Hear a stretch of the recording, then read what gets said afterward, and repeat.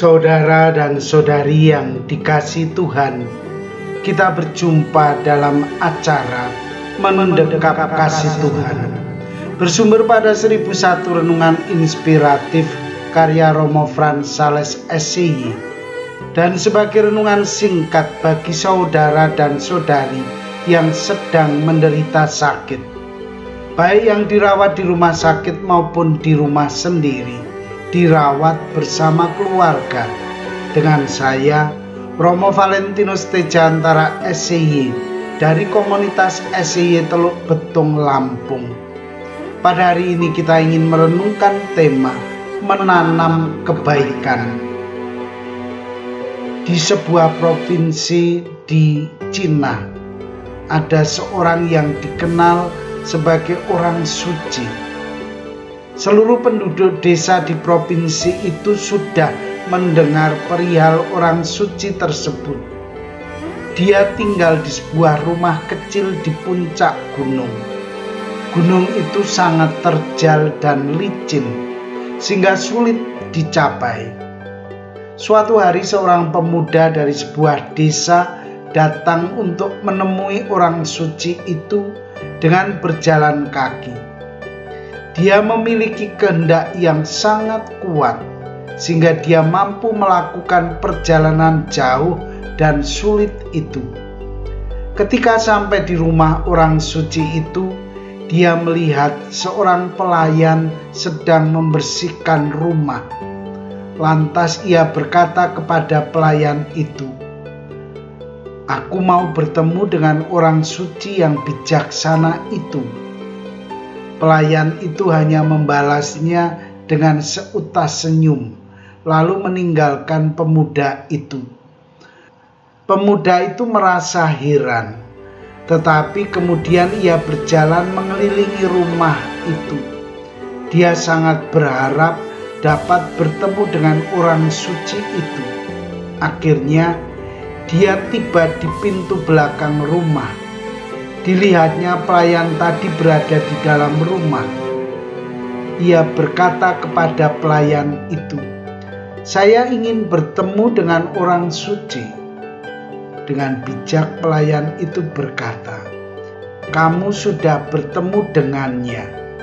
Setiap orang yang kamu temui dalam hidupmu, bahkan orang yang tidak terkenal atau tidak baik sekalipun, pandanglah dia sebagai orang suci. Jika Anda melakukannya, setiap masalah yang kamu hadapi akan terselesaikan dengan baik." Saudara dan saudari yang dikasihi Tuhan, seringkali orang mengukur kebaikan orang lain dari dirinya sendiri. Yang baik dalam diri kita, kita tempatkan dalam diri orang lain. Akibatnya, kalau tidak sesuai, lalu kita akan menilai orang lain itu tidak baik. Baik buruknya seseorang sering kita nilai dari diri kita sendiri. Ini yang namanya tidak objektif. Kisah tadi mau menunjukkan kepada kita bahwa kebaikan itu ada dalam diri setiap orang. Ada benih-benih baik yang tertanam dalam diri setiap orang. Kebaikan itu dibawa di dalam hidup sehari-hari. Diharapkan bahwa kebaikan itu memancar dari hati setiap orang bagi sesama yang ada di sekitar kita. Memancarkan kebaikan itu berarti kita memancarkan kasih kepada sesama. Kasih itu merupakan bagian dari diri kita. Sebenarnya yang kita miliki dalam hidup sehari-hari adalah kasih. Kejahatan itu berasal dari si jahat, bukan dari diri kita. Tuhan telah menanamkan kebaikan itu di dalam diri kita sejak kita diciptakan. Karena itu, sebagai orang beriman, kita mesti terus-menerus menanamkan kebaikan dalam perjalanan hidup kita. Ketika kita menaburkan kebaikan, kita akan menuai kebaikan pula. Untuk itu, kita mesti berusaha untuk berbuat baik sebanyak-banyaknya agar si jahat tidak dapat menelusup ke dalam hidup kita. Hidup ini sangat bernilai. Pernahkah Anda menyadari bahwa hidup ini sungguh-sungguh bernilai bagi hidup Anda?